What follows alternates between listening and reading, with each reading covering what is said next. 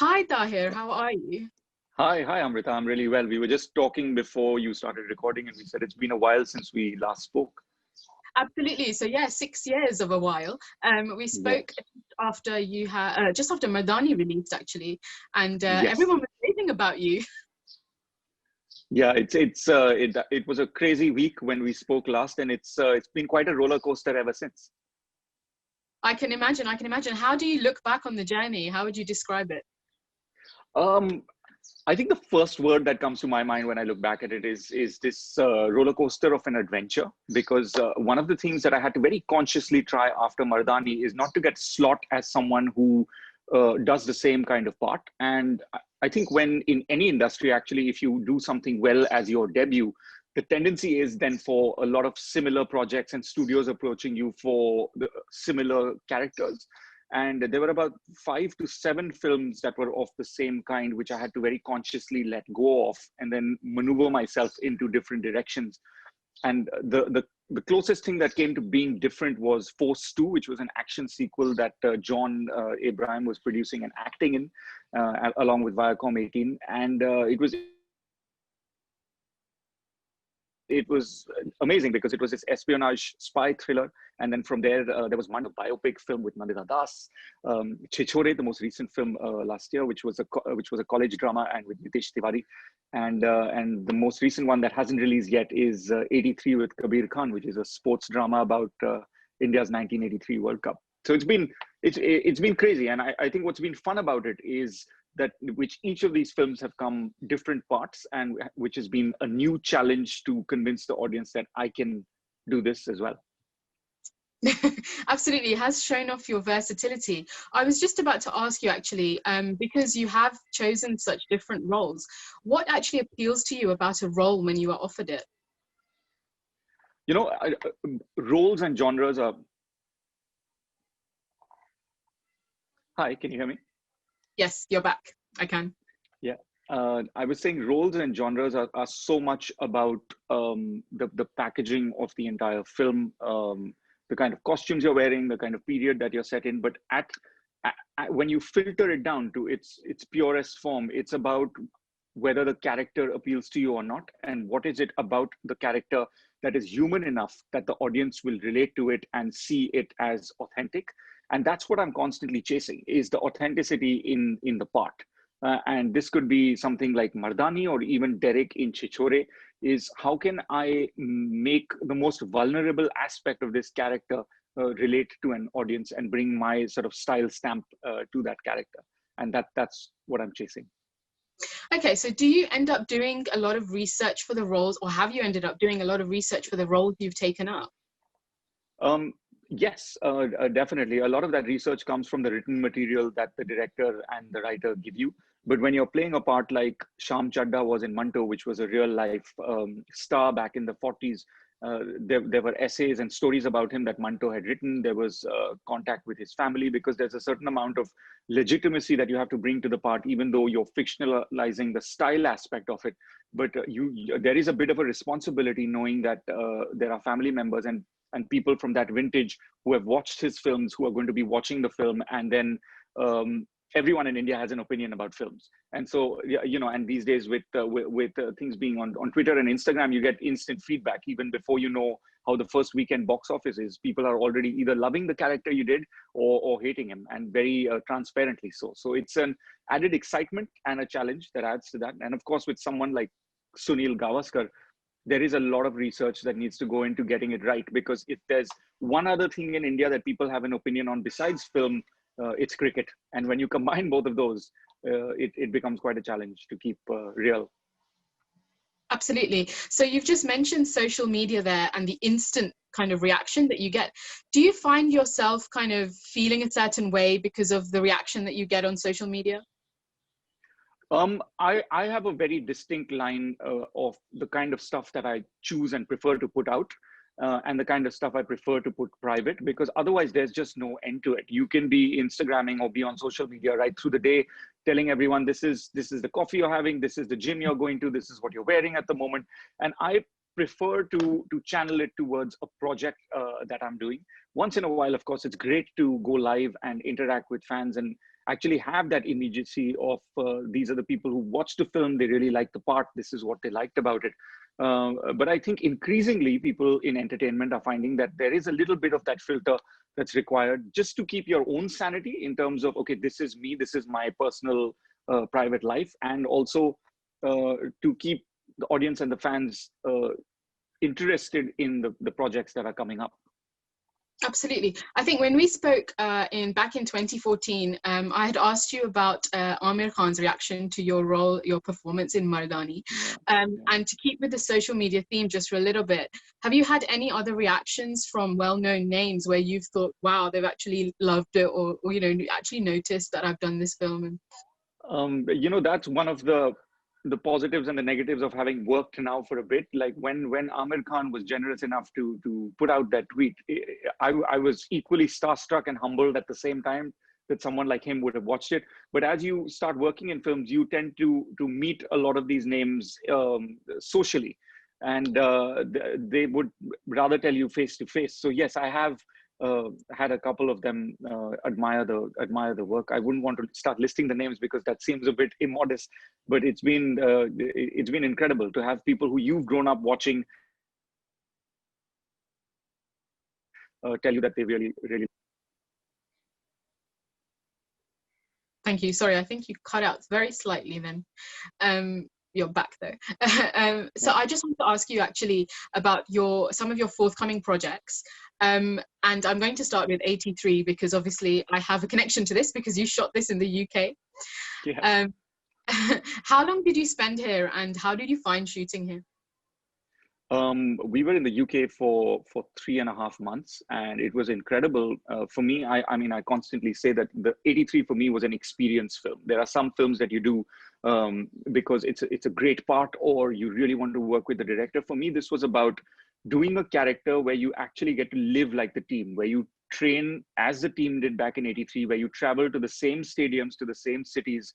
And it's not very often that in Bollywood something gets made on an issue that is so relevant to our sporting history and to our cultural history, and you get to do it on real locations, not in studios with green screens. So it was about that experience, and we went from Warwick to Trent Bridge. We were in Scotland, in Edinburgh and Glasgow, and it was just the experience of taking on UK's weather and the challenges of waiting for the clouds to part so that we get those 15 minutes of sunshine, so that we can get the shot right, and matching the sunlight from one day to the next. It was quite a challenge.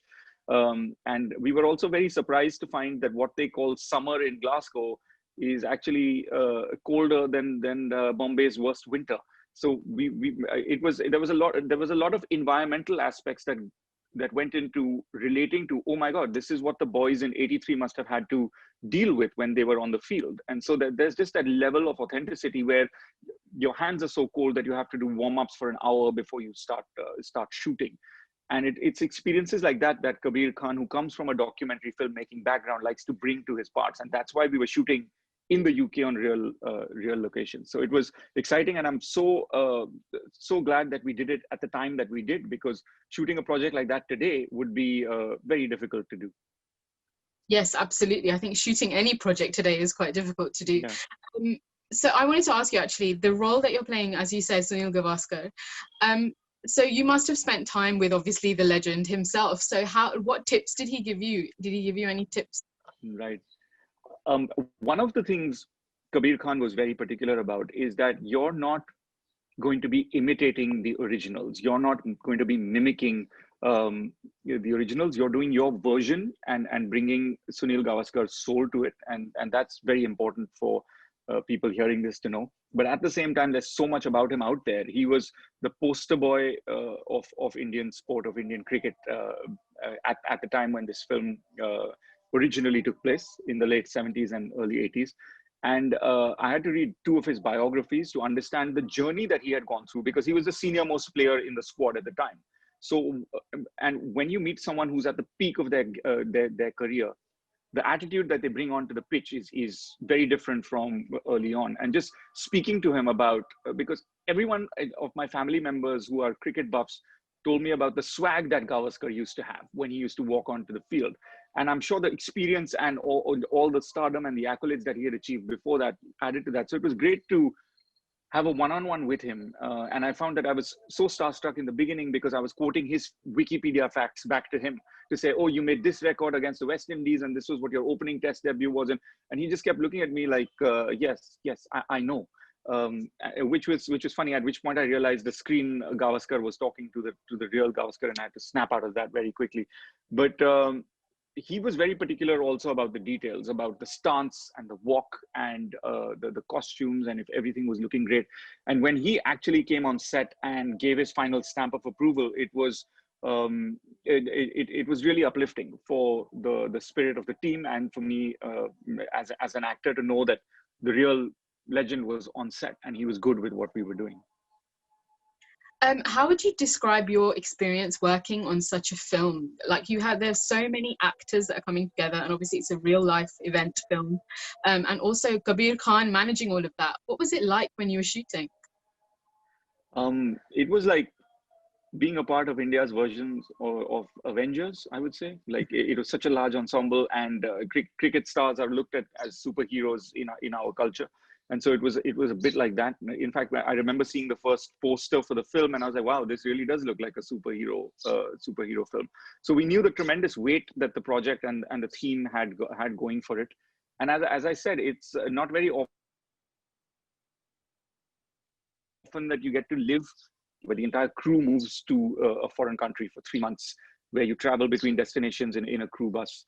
And the amazing thing about Amir Khan is that he's very involved during the preparation aspect, and very particular that you're getting your batting swing right and that you're practicing in the real gear from the 80s. But when it's time to roll and when it's time for action, he gives the actor their space. So that's very freeing up to know that, okay, you've done all the prep work, you've spent 6 months preparing for this.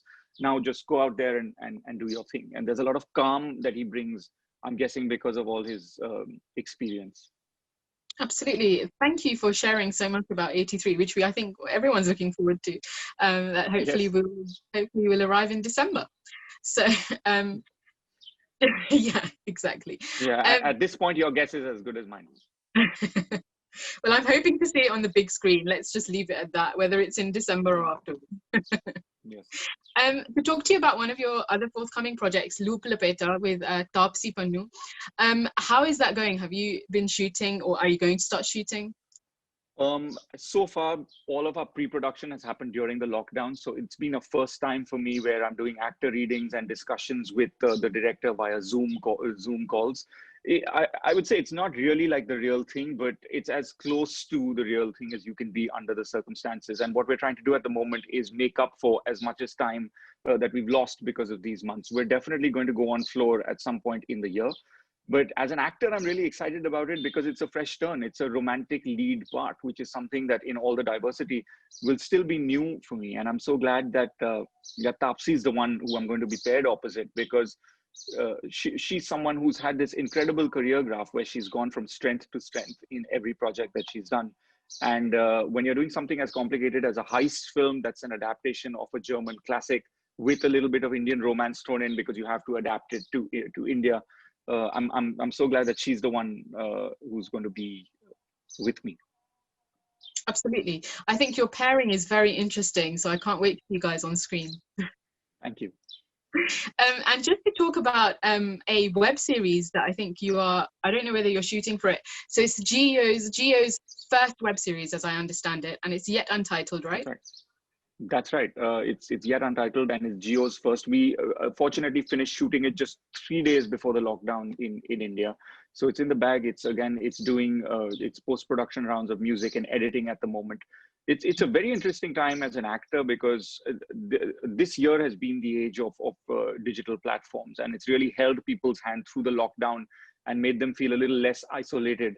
And this didn't exist the last time we spoke. And an actor in India couldn't have been a film star and been on OTT at the same time. But last year you've seen Will Smith and Brad Pitt and Al Pacino all do films for Netflix and other international platforms. And that's really opened the floodgates for a change in perception of how you can be a film star and do a good series and or do a film for a digital platform. And so it's great that I'm collaborating on this. It's a Geo, which is done an amazing job. It's a period drama, and which involves around the behind the scenes of Bollywood and what it takes to become a success in Bollywood, based in the 70s. And I'm really excited about what it's going to end up looking like. Absolutely. Is there anything you can say about the role that you're playing in this? It's about an aspiring filmmaker who wants to go out there and make it big in Bollywood, but he has no connections whatsoever. And let's just say he goes through a turbulent times in trying to make it big in the 70s. And he learns through his struggle that sometimes aspiring towards a goal can teach you more about yourself, and perhaps those goals can shift as time goes by, as very often happens when you're chasing a dream. Absolutely. Thank you so much. You can see that I'm not cleared by the studio, because I had to second guess and think about that answer a whole lot. That's okay. Thank you for sharing as much as you possibly could. I'm going to ask you, actually, to stay with the OTT platforms. What have you been watching during these last few months, and what have you been binge watching? I've had 5 months, so I think I've finished Netflix now. I have done all of it, but there's an incredible series called Undercover, which is a French series. Then there's Into the Night, which I think is a Belgian series. Dark, which is amazing, and I think that's the great thing. It brings into your living room these amazing shows that have been produced all over the world. And of course, there's Narcos and Mindhunter and Money Heist, which have been the more commercial successful, but sometimes you just watch Danish actors and people who you would never have been exposed to before. Absolutely. So in terms of OTT platforms, obviously you're doing the Geo series. Is there any role that you think that you've watched, like in a series, where you think, I wish I could do this role, or could be offered something like this? Well, there are a bunch of them. I loved the protagonist in Dark, the fact that you can time travel. That was amazing. Money Heist, the fact that there was so many layers to all of those characters. The professor in Money Heist, that he had a mission, but he also had soul, he had heart at the same time. And Breaking Bad, of course, is one of my all-time favorites. Either Walter White or Jesse Pinkman, whichever one. If AMC is ever making an Indian remake, please send them this. I will do if I hear of that. Tahir, I'm going to wind that up there. Thank you so much. It's been lovely talking to you. And you. Thank you for having me.